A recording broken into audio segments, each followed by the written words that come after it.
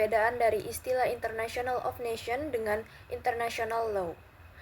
Baik, yang pertama, Law of Nation atau hukum bangsa-bangsa, Ius Gentium.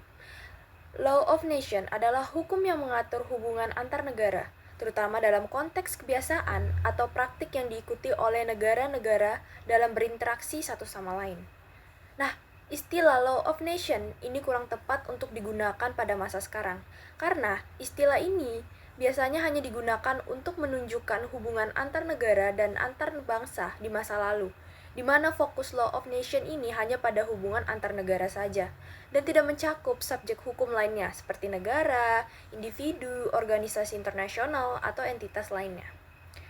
Sedangkan International Law itu memiliki ruang lingkup yang lebih luas dibandingkan dengan Law of Nation. Untuk pengertiannya sendiri, International Law adalah aturan yang digunakan untuk mengatur pola hubungan antar negara dan antara subjek hukum, bukan negara satu sama lainnya saja. International Law adalah sistem aturan yang lebih luas yang tidak hanya mengatur hubungan antar negara, tetapi juga mencakup subjek hukum non-negara seperti individu, perusahaan internasional, organisasi internasional, dan juga menyangkut masalah-masalah global seperti hak asasi manusia dan juga perdagangan internasional. Unsur-unsur dari hukum internasional itu ada 4, teman-teman.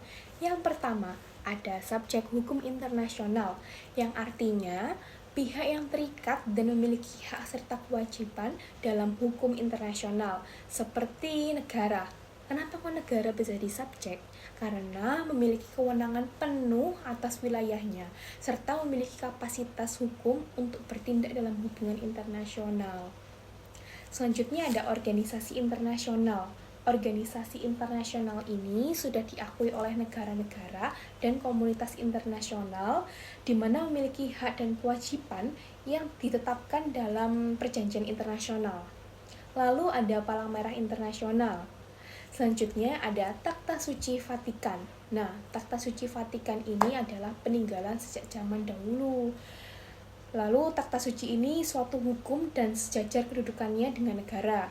Selanjutnya ada individu atau perorangan, dan yang terakhir ada pemberontak dan pihak dalam sengketa. Yang kedua, sumber hukum internasional. Nah, sumber ini artinya dasar berlakunya hukum atau dasar kekuatan yang mengikat hukum internasional. Atau bisa juga kita mengartikan sebagai di mana kita ini mendapatkan ketentuan hukum yang bisa diterapkan sebagai patokan dalam persoalan hukum internasional itu. Nah, sumber hukum internasional ini terdiri dari perjanjian internasional, kebiasaan internasional, prinsip hukum umum, dan yang terakhir itu keputusan pengadilan dan pendapat para sarjana terkemuka di dunia. Yang ketiga, asas hukum internasional. Nah, asas ini memiliki beberapa bagian seperti asas teritorial, asas kebangsaan, asas pacta sunt servanda, ne bis in idem, inviolability, dan yang terakhir, ius cogens. Yang keempat, materi hukum internasional. Nah, ternyata materi hukum internasional ini mencakup berbagai aspek, termasuk hukum perang, hukum pengungsi, hukum diplomatik, hukum hak asasi manusia, hukum lingkungan, hukum laut, hukum investasi internasional, dan yang terakhir, hukum perdagangan internasional. Nah, teman-teman, sekarang kita ke ciri pembeda international law dan hukum nasional. Ciri pembedanya itu terletak pada subjek hukumnya, sumber hukumnya, dan struktur organ hukumnya. Nah, kita ke subjek hukumnya terlebih dahulu ya teman-teman.